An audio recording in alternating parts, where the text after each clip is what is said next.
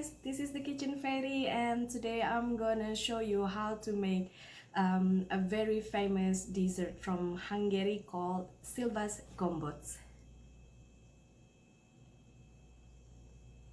Can you see it? Yeah. So this is actually fruit dumpling. If you translate it to English, it would be fruit dumplings. But since the filling with plum, it's Szilvas. Szilvas means plum in English. You can fill it with any kind of fruits you like, actually, be it strawberry or apricot. So yeah, check out the video and I'll show you how to make this very yummy fruit dumpling. See you soon. For the filling, you will be needing, because this is plum dumplings, you'll be needing plums, but you can also use strawberry or apricot. And we're gonna need about maybe 5 of them or 6 of them, because you're gonna halve them, so it's about 12. You'll be making about 12 dumplings at least. And half cup of sugar mixed with half teaspoon of cinnamon powder. Don't forget to wash the plum, and you want a ripe plum that is still firm, so they are not mushy. Sometimes I like adding nutmeg powder as well, like a pinch, but otherwise, if you don't like nutmeg, it's just cinnamon powder and sugar. Give the plums thorough wash and then halve them. You want to pat them dry first so they wouldn't be too wet for the filling, and then you halve them and discard the stone. For the dumpling, you'll be needing about 5 large potatoes. This was a whole bag of new potatoes, baby potatoes, 2.5 cups to 3 cups of flour, and a generous pinch of sea salt. And from the filling, the sugar, cinnamon, you want to take about 1 tablespoon and mix it to the flour mixture. You want to skin the potato before boiling them. So what we will be doing, we would boil this. We would skin the potatoes and then boil it and then mash it just like you would do mashed potatoes. Once the potato boiled and mashed, this recipe is so easy. We will be mixing it with the flour mixture, and into those mixture we will be adding about 6 tablespoons of chickpeas brine. You can boil the chickpeas yourself and reserve the water, or you can use canned chickpeas. 6 tablespoons of chickpea brine, which is known as aquafaba. If you're not allergic to eggs, you can substitute it with 2 whole eggs. But since we need the liquid, so you won't be able to use egg substitute, so your choice would be aquafaba.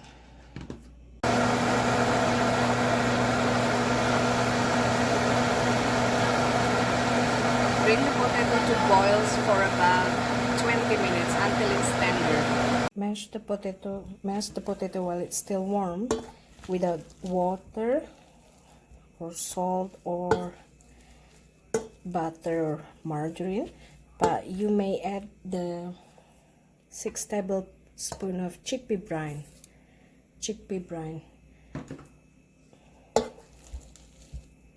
to help to mash the potato smoothly. Oopsie.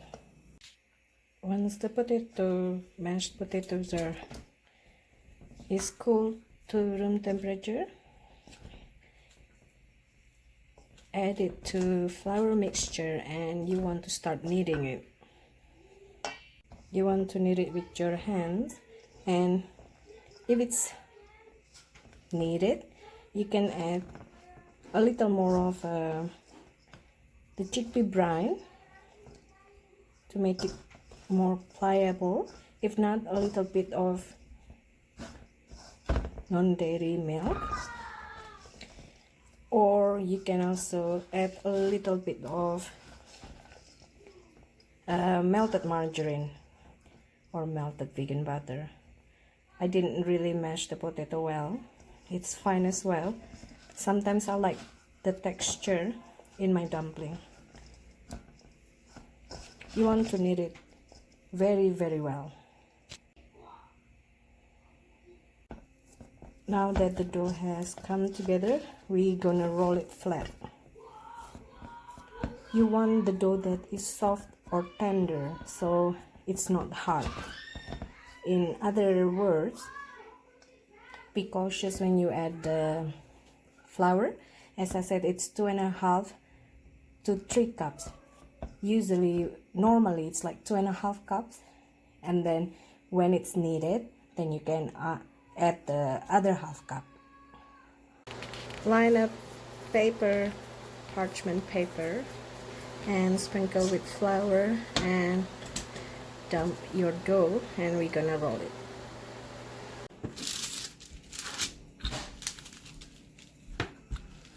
You want to make a rectangle as thin as you can. Your dough is done. We're gonna slice it with pizza cutters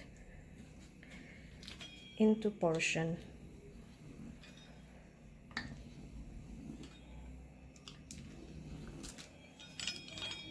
Now that the dough is ready, take about half tablespoon of cinnamon sugar and place it in the center like that, and place 1 clean and pitted and half plums. Repeat until all portions ready, and then you're gonna roll it into balls, into round dumpling. Now we're gonna roll into balls by pulling each side of the dough to one spot, and then you just roll it. And then attach to this one to top here. It's a bit hard to show you because I'm only using one hand. Sorry about that. I have one here that I already rolled it, so you'll get the idea. The dumplings are ready. I actually managed to make about 16 balls instead 12. Yeah, you would want to bring a pot of water to boil. We're gonna boil the dumplings until they are floating. While the dumplings are boiling, we're gonna fry about 1/4 cup of vegan margarine with 1 cup of plain breadcrumbs. So we're just gonna brown it a little more. Once the dumplings are boiled, cooked, floating, you want to right away drop the dumplings into the fried breadcrumbs. You want to coat the dumplings with the breadcrumbs.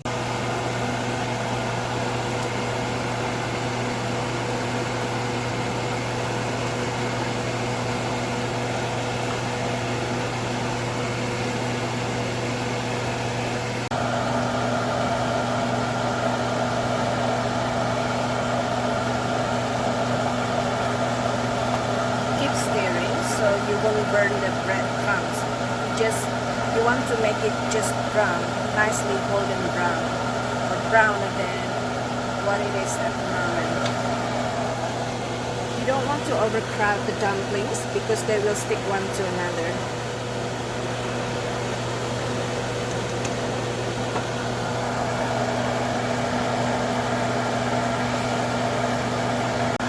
I learned this recipe from my husband's late grandmother. Instead vegan margarine or vegan butter, she would use cooking oil to fry the breadcrumbs. So that's your alternative as well.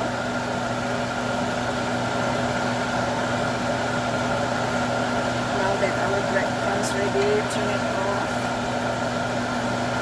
So that was about less than 5 minutes to brown the breadcrumbs.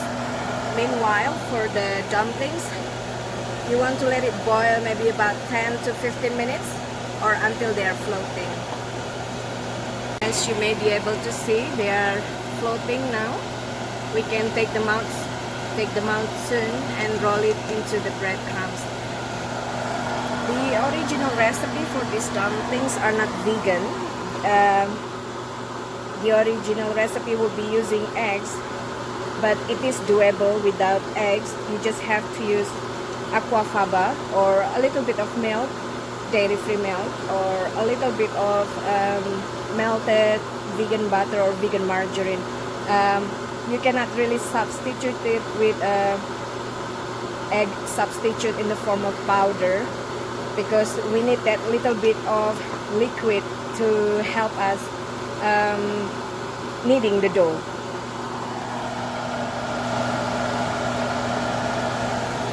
Okay, I'm gonna show you how it's done. Take out with slotted spoon and just roll it to coat it with the breadcrumbs, and your dumplings basically ready. That the dumplings are coated, you want to sprinkle it with icing sugar.